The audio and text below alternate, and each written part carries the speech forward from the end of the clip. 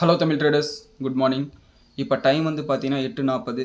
As of now GIFT Nifty வந்து பார்த்தீங்கன்னா ஒரு 20-30 பாயிண்ட் டவுனில் காமிக்குது. இது வந்து பெரிய கேப் டவுன்லாம் ஒன்றும் இல்லை, ஃப்ளாட் ஓப்பனிங் தான். ஆனால் நேற்று நைட்டு வந்து பார்த்தீங்கன்னா ஒரு 10 மணிக்கு மேலே க்ரூட் ஆயில் வந்து பயங்கரமாக விலையேறிச்சு. அதாவது கிட்டத்தட்ட $100 பக்கத்தில் போயிடுச்சு. $99.80 வந்து போயிடுச்சு. அண்ட் அந்த அளவுக்கு க்ரூட் ஆயில் விலையேறது வந்து மார்க்கெட்ஸுக்கு நல்லதே கிடையாது. ஏதாவது ஒரு பிரச்சனை இருந்தால் தான் விலையேறும். நானும் தேடி பார்க்குறேன் என்ன பிரச்சனைன்னு சொல்லிட்டு. அதுக்கப்புறம் தான் தெரிய வருது, இந்த அமெரிக்காவோட வார் செக்ரட்டரி பீட் ஹெக்ஸட்னு சொல்லிட்டு ஒருத்தர் இருக்கார். அவர் வந்து பார்த்தீங்கன்னா ஒரு ப்ரெஸ் ரிலீஸ் கொடுத்துருக்காரு. அதில் அவர் என்ன சொல்லியிருக்காருன்னா, நாங்கள் நேவல் பிளாக்கேடை ஸ்ட்ரெயிட் ஆஃப் ஹார்மஸில் கண்டினியூ பண்ணிகிட்ருக்கோம். கிட்டத்தட்ட இன்றைக்கி ஒரே நாளில் 14 கப்பல்களை திருப்பி அமைச்சிருக்கோம், ஈரானோட கப்பல்கள்னு சொல்லியிருக்காரு. ஈரானோட க்ரூட் ஆயில் வந்து மார்க்கெட்டுக்கு வரல. அதன் காரணமாகவும் வந்து பார்த்தீங்கன்னா க்ரூட் ஆயிலோட விலை அதிகமாக இருக்குது.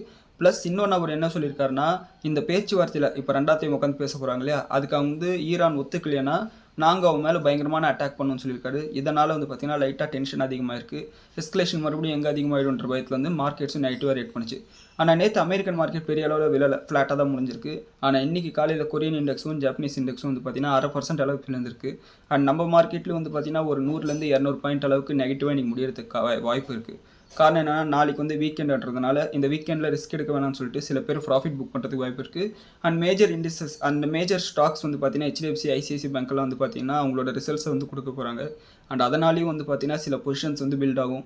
ஸோ எது எப்படி இருந்தாலும் கொஞ்சம் பார்த்து கேர்ஃபுல்லாக ட்ரேட் பண்ணுங்கள். இன்றைக்கி உங்களுக்கு ஒரு ப்ராஃபிட்டபுளான டேயாக இருக்கிறதுக்கு என்னோடய வாழ்த்துக்கள். நன்றி.